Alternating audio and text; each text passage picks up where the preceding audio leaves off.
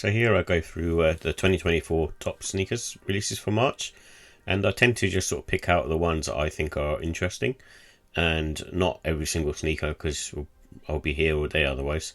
And so with the New Balance ones and ASICS ones, there isn't so much a release date as such. So I've tried to put in ones that I think are going to be releasing. So with the ASICS releases, so I can see like they've got this gel NYC coming out, and it's actually a nice colorway. It's right. I usually like kind of colorways that are sort of more on the neutral side, and this has got sort of the nice sort of almost like photon dusty kind of blue hits on it, and it's got ivory on there as well. And I think this one I give it a 4 out of 5. I think the comfort on these gel NYCs are probably the best ASICS models in my opinion, and then follow that by the 1130. I actually don't think the Kayano 14s and the 2160s are that comfortable. And then with this one, the Harbour Blue, I think even this one looks nice as well. It's a bit more on the brighter side and a bit more loud because it's got sort of red hits on there and the blue mesh area. But all in all, still a cool colourway, and the wood sort of brown colour is also just nicely sort of offsets the blue. And this is probably a bit too loud for me, but this one in particular is what they're calling, I suppose, ash rock, and it's almost like a violet colour, but I feel it's too loud for me. I think if I see it in person, maybe I'll change my mind, but it's more, I suppose, for it's not one of those sneakers that I'd probably look to buy. And then this Needles one, I think even this one just looks pretty much average, really. It just looks like a blacked out gel NYC. It's obviously a collaboration. I don't know too much about Needles, but I'm assuming they're sort of more into sort of darker colours anyway. And it's not bad, but I wouldn't say over the other 3 pairs I've just sort of shown it's better than those. And then this Hidden NY New York one, this one actually looks really nice and different, and it's got kind of this pixelated ASICS logo going across, which is different, and it does have sort of the Hidden New York logo on the heel as well. But what sold me so far is it's quite sort of simple in terms of the colorway, but it's also very wearable and very much in tune with the 2K runner popularity that's on at the moment. So with the New Balance releases, there's not too many of these that I could sort of see online, so I'll try to sort of go through them. I'm interested in this Fuel Cell Rebel V4. I've got a review at some point coming out on the V3s, so with this one I'll be interested to see what it was. But this colourway does look nice, even though it's loud. It's not something that I'd wear sort of, I suppose, more for lifestyle, but if you're sort of running and these are what these sneakers are sort of made for, then it's you can pretty much wear anything when you're running. So I think if I was to pick out the 3, it'd probably be the blue followed by the sort of black plum colour. But all 3 look nice and look cool, and price wise they're not too bad, I suppose, considering it's a brand new model and silhouette. And the fuel cell is really, really, really nice. I prefer the fuel cell tech versus the fresh foam, even though they're different techs. I just find the fresh foam a bit standard, really. I think the Invincible one has the Zoom X in there, which is much better. And then you got the 991 V2. So there's 2 colorways in this, called the Brights Revival shoes, and they look the 991 V2. I've yet to try it, but it looks nice. And I think the only problem is just the colorways are a bit sort of not my bag, really. I think they're too bright and too monotone as well at the same time. So it's not something that I'd go for. And then the next one is the 1906R. So I'm a big fan of this silhouette and also the comfortability. And this one actually I think is a nicer colorway actually. It's just called Licorice with Moonbeam. So, and it's got the classic Castle Rock grey colour from New Balance. And also like the aged out midsole as well. So this isn't the utility model. This is just a standard R model, which either of the 2 I don't mind. I think they're both very, very similar, obviously, and have just sort of different paneling patterns. But if I was to get one 1906R next month, which I'm probably not because I've got a couple anyway, but this would be the one. And then this this is an odd one. So this is what they're calling the workwear, and it's basically pretty much the same as a Carhartt version. I think the only difference is the mesh material and the midsole, being a slightly different colour and not using those sort of green hues. And I think this one sort of looks worse for wear actually. Don't think this one looks that nice. I don't know, maybe it's because I've got the Carhartt version and now looking at this one I'm not kind of sold on it. But I just don't like the colouring of the greys overlaying on top compared to the browns that are on there. It just, I don't know, there's something about it's throwing me off. I think the mesh colour should have been a bit different. So it's about a 4 out of 5 for me.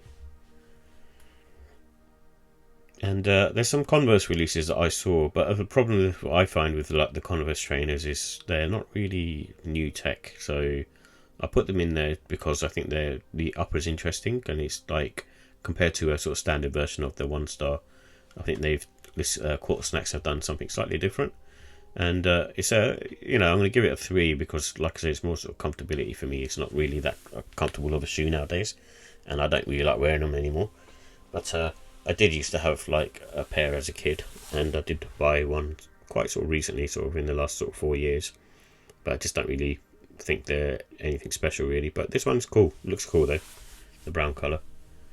And then same for this black one as well with the purple star on there. That one also looks cool. It's kind of sort of minimised in terms of its design. And then this is a Stussy version of the Chuck, and I do like what Stussy have done here as well. So they kind of sort of rearranged the upper, but again, I think they need to work on the midsole and just provide some more up to date tech. I think they can kind of keep the same sort of silhouette, but maybe just look at kind of, I don't know, using some of the Nike's technology because they are owned by Nike. So they should, I don't know, do something different. But I'll give it a 3 as well. It's very average stuff, but it's still interesting and different to a standard Chuck. And, if you're into Stussy, then you'll definitely sort of try and grab these. And then this colourway, which is called the Ox. I do like the colourway. It's a bit loud and probably it's not something I'd buy, but I do appreciate it from afar. And again, it's the low cut, and being a sort of Stussy collab, it's slightly changed with the upper, and instead of the standard Converse Star, you have a Stussy version of it. So with the Nike releases, I saw this Nike Mac Attack, and I thought it was interesting because they haven't really released anything too special apart from the Social Stats collabs. And this one's not bad actually, and I'll give it a 3 for now. But it's not a silhouette that I get on with. I just find it a bit sort of standard really. There's not really much tech in there, and to have like similar shoes like the Nike Dunk or the Terminator, I prefer wearing the Terminator over this, and just don't like the way this looks on foot. So the Nike LeBron 4 Fruity Pebbles, for me it's a bit of a weird shoe. I like different, but this one, I know it's like an older model, but it's just not for me, and probably a 3 out of 5 for me. I think if you're into those sort of PEs and a big LeBron fan, then you probably go for these. I think this one's interesting. It's probably dropping around sort of Mother's Day, and I like the sort of texturing on this and the simple colourway. But it's obviously not something I'll grab. I think it's slightly more on the feminine side, and so, but it's still a nice looking shoe. And for a dunk, especially because like a lot of the dunks have just been sort of standard colours, and this one is just doing something slightly different. So I do appreciate that. But I think if I get it in hand, I'll probably give it a 3. But from looking at it from afar, it's a 4. And then this Nike Air Max 86, I think with this one, I think it's nice, and I do really like the 86 model. I just find it a bit more comfortable than a standard 87 model. However, I think this colourway is not doing it too much for me at the moment, but I think another one for Mother's Day. So this is an SP Dunk Low, which I do like the look of, and I think it's more of a sort of 4 out of 5, the Racer Leo collab. And I think the colourway is nice on this. It's quite sort of neutral, and I know it's got the kind of ticks on there, which is a different colour on each shoe, and I don't mind that. I think that looks quite cool actually, and like I said, the colourway is neutral and it's got some nice design patterns on there. I'm just not sure if it is up there with the likes of Born and Raised and sort of Haritos in terms of levels of the SP Dunk Low, and until I get in person, I think it's like a 4 out of 5. It's a solid shoe.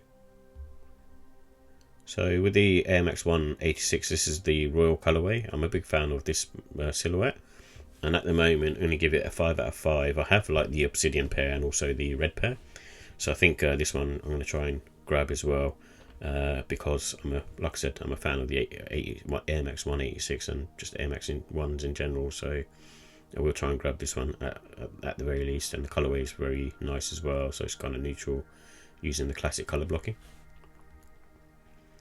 And the Air Max DN, I like the fact that Nike have tried something different, but I think this one I'm going to give it a 4 out of 5 for now. The looks of it's nice. The back of it looks like it's like a tank. It's a weird look actually, and I'm more interested in the tech that's been used in there, because they're claiming it's a slightly different retuned Air Max units, and they have some sort of chamber system in there. So I'd be interested to see what that is doing and how that differs, and whether that sort of how that affects comfortability.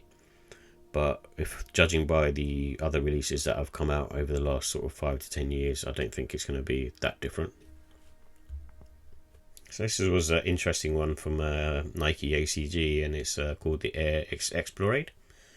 And I'm guessing it's more of a casual trail shoe, but I like the fact it's got some sort of airbag on the back, air unit on the back, which is quite cool. And the silhouette doesn't look too bad, and very sort of utilitarian, which is what ACG are known for. So definitely sort of interested in maybe taking a look at it, but we'll see. And then this Futura 90, I think this is another one that's coming out for maybe Mother's Day, and just a 3 out of 5 for me. I think it's nice, but not like amazing. And the Nike ISPA Universal. This one I'm not really a fan of. I think it's called the natural black colorway. I'm not even sure if this one's actually coming out, but if it is, I'm going to give it a 2. I did have a pair of these, and it's on one of my sort of I suppose sneaker regrets, and it just wasn't very nice to there's no sort of redeeming features to this particular silhouette. It's a bit strange and a bit weird, and when you've got your foot in there, your toe points upwards, and then also it's not comfortable because the strap that's at the top of the forefoot midfoot area is really sort of protruding and just feels really harsh on foot. And I think the only sort of saving grace is probably the sort of midsole outsole. It's slightly squishy, but not in terms of a Yeezy squishy. And here's the Adidas releases. There's not too many of these, but the first one is the Harden Volume 8, so I'll be dropping a review of this at some point. But initial looks, I'm going to give it a 4. I do like this sneaker, and I do like the silhouette, and I think it looks really cool. I think the price on it's probably slightly too high compared to like the Adidas AE ones, but I do like the shoe. I think it's really cool and really different, and also simplistic, and I think that's quite difficult to do in this day and age. And the Adidas AE one, so the other 2 colorways I've already reviewed, which was the Fusion and also the With Love one. But I didn't pick up the All-Star version. I think for me that's not a colorway that I would look to cop. But this particular one, being just a neutral white, is right up my street, and I'm going to give it a 5 for now in terms of first initial looks. And I'm going to try my best to grab this, but I know it's going to be popular and probably sell out quite quickly. But this is one of the ones that I want for March, definitely to basically grab and keep. And then we've got the Fear of God's athletic one in clay. This is nice. Let's give it a 4 out of 5. I think because I've got the black pair at the moment, I'm not sure I'll be buying these, and I think depends on how they release as well. So if they release on the Adidas website, then maybe I think I don't really want to buy it from a Fear of God, because I live in the UK, and they priced sort of hikes up a lot. I think they retail on Fear of God's website, I think it was around sort of £275 mark, but on Adidas they had them I think around the 230, 240 mark, which is a bit lower, and then and Adidas don't charge for delivery either. So with the Hardens, there's another version coming out called the Luxury Green. This one's a solid one as well, so I'm going to give this one a 4 out of 5. I think the reason is just the colourway. It's not really something that I'd buy. I'm not really that into green, but obviously if you are, you're probably going to rate it higher yourself. But still a cool shoe. And then you got this Adidas Superstar Turtles collab, and it's quite clever actually to use I suppose the shell toe is a nickname for these, and I'll give it a 3 out of 5. So now we come to Yeezy releases. There isn't too much information because Adidas sort of hold their cards close to their chest, but the ones that I saw coming out sort of mainly in March, but it's difficult to get a date on these. But the Yeezy 500, this is in the sort of, I think maybe it's the Salt colorway or the cream. I can't remember what the colourway is, but this one's got the gum outsole, and I think it actually looks really nice. And I have the black version of these Yeezy 500s, and they're really nice to sort of wear, especially during the sort of winter time. So I'll be looking to sort of grab these if I can, but see how limited they are. And then there's rumoured to be the 500 high tactical boot sand. These are actually really nice as well, and it uses the same outsole as a Yeezy 500. But I think for me, it's not really a practical wear, because I don't tend to wear sort of these types of boots, and this is more of a, I suppose, a fashion type of footwear. So if you're kind of into wearing, I suppose, sort of high boots with a particular outfit, then this is a nice one to get as well. And I do like the colourway on this, and the black one was nice, and it was much easier to put on versus other boots that I've had. But I'm just not a fan of wearing boots in general, and just wear mostly sort of low cut trainers. I think the only ones where it's an exception is probably like a Jordan 1 high. And then also the Yeezy Slide Salt. So this is quite a nice colourway, but I'm not probably looking to cop because I have enough slides at the moment. So this one is it's a solid one, and it's still a nice colour, but it's just difficult to sort of match up. Even though they're calling it salt, it's more on the sort of blue, sort of turquoisey tint. And then just a roundup. So I think what's happened, in my opinion, this is my take, I think with the Yeezys that are coming out, I think some of them are just either back stock or ones that were returned, and that's why I think Adidas have been claiming Yeezys will be on maybe sort of discounted. So I think a lot of the ones that didn't sell, such as the Yeezy Quantum, the Yeezy Compact, and some of the slides, I imagine, because some of these are sort of going at retail, like the slate grey and the marine version, slate marine version. I imagine those will either sort of just released on the standard Adidas app and maybe at lower price, or just the regular retail price. And some of these other ones that haven't released yet, such as the Yeezy MX grey colour, I'm not sure what the actual colourway is of that may sort of release, and same with the Yeezy Slide Salt, they may release on the confirmed app. But I'd imagine a lot of the ones that they've got backstock on or returns of, they'll just release them just on the Adidas app and just let people go at them as much as they want, really. I think for me, the copy is probably the Yeezy 500 Salt colourway. I think it's Salt colourway actually. And then also the Foam Runner MX. I think that's probably the only two that I'd look to grab. I think the rest of them, unless there's some stuff on sale, I'm probably good. So with the Jordan releases, I've already reviewed this shoe, and it's a solid one, and the blue is really nice on this. It's like a dark, really dark, but also vibrant at the same time blue. And if you're a sort of fan of the 85 cut, then I definitely recommend this. And also if you're looking for something a Jordan 1 with a sort of simple colourway, this is a good one to get as much as the neutral grey one. And so for that reason, I gave it a 4. And then the Jordan's Spizike Low, I'm not really a fan of this model. I think it's a bit of a weird, another one of those sort of mishmash models that just probably I would stay clear from. But the colourway is nice on this one, and that's why I sort of mention it. So I'll give it a 3 out of 5. I think the bread colourway is always good.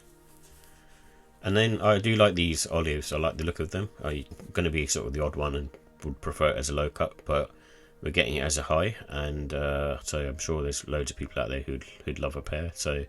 But not for me. But it's still a nice shoe. It looks nice anyway, so I give that a 4 out of 5. Like I said, I do like the colourway. And then this Dusty Clay one, it's got kind of looks like all over suede, and to me it gives me the Jordan 1 Low Year of the Rabbit vibes. But it's just a very much sort of standard trainer, and for that reason I've given it a 3 out of 5. There's nothing sort of too special about it. The colour is nice, and just probably missed out on the winter bout of trainers really, so I think it should have been released as a winter shoe. And then you've got this Air Jordan 4 Metallic Gold. This is a women's release. This one actually looks really nice, and usually I found like the white Jordan 4 sometimes sort of sky high in price. But I'm probably not going to grab this one because I have enough Jordan 4s. And then I do like this particular model. I've sort of seen that the leather quality is supposed to be amazing on these, but this is the Awake New York Jordan Airship. If I didn't have the Every Game version, then I'd maybe look to buy this because it's kind of way up there as a shoe. However, I'd probably grab the blue pair if I was to grab a pair, but I'd give it a 4 out of 5. It's one of the nicer airships. And then this one I saw, which is a bit different. It's a Jordan Airship. The leather quality on this one doesn't look that great to me, but it's got the Nike on the side instead of on the heel, which is a bit weird. And the colorway is nice though, and it's one for the ladies, but I'm not sure if I'd look to buy. But it's a 3 out of 5, so it's okay. And the green glow, this is basically the black cement, but just with some green hits on it. Feels a bit lazy of Jordan brand. I think if I didn't hear the news of the black cement coming out, I don't know whether it would be reimagined with suede or whether or not, but that's what I'll probably wait and grab, not this one. But still cool if you're looking for a black cement and unsure of whether the reimagined version will actually be true to the OG or something sort of changed up, but which Jordan brand obviously are known to do. But I'll give it a 4 out of 5. It looks solid and looks nice, and if you're a Jordan 3 guy, I'm sure you're going to probably jump on these. And then also the Jordan 14 Flint Grey. I actually think these look nicer in hand, or should I say the official photos versus what was mocked up. And I'm a big fan of Jordan 14s in general, so for me it's a 4 out of 5. It's not as nice as say the black toe colorway or the Laney or the black version that came out recently, but I think it's still a nice colorway. It's not something I'm going to grab because I'm good on that for now, and I think with the Jordan 14s, I think the only one that I'm waiting on is the black toe, so that's kind of a sneaker that is sort of more wearable for me. And then the trophy rooms looks like they got delayed or weren't ready for release, so it's supposed to be sort of March the 21st for this one. And this one I still think it's a 5 out of 5, and I think it's this one in the photo is going to be the difficult one to get because it looks like it would just be at the trophy room store. And then this one I'm looking really to grab is the Air Jordan 9 OG. It's coming out on the 23rd, and I definitely want to grab it because it would just complete my 1 to 14 collection at the moment. And I want to sort of do some sort of feature on that eventually. But so once I've got all 14 pairs, I want to go through them in order and just kind of give a bit more information of how I rate them and find them comfortable, and some of them have sort of, I suppose, a deeper meaning to me because of as I was growing up. But this one I'm going to give a 5. I just like the colorway, and the shoe is not one of the most popular ones, but it still looks cool to me, and gives you sort of the trail sort of sneaker vibes. And I know it was obviously when Jordan was wearing them for baseball as a cleat. And then this Airship looks nice. It kind of basically shouted out to me because of the fact that it might be one of the every game versions. I don't know, but from what I can see, usually the yellowing on the sides is a good sign that it's got really good leather quality as well. So I'm hoping the suede, and also I like the kind of furry suede that they have on the swoosh and the ankle collar area. So let's wait and see. But at the moment I'm going to give it a 4. It's if you're especially into green, then you probably want to grab these. But it looks very similar to the every game version.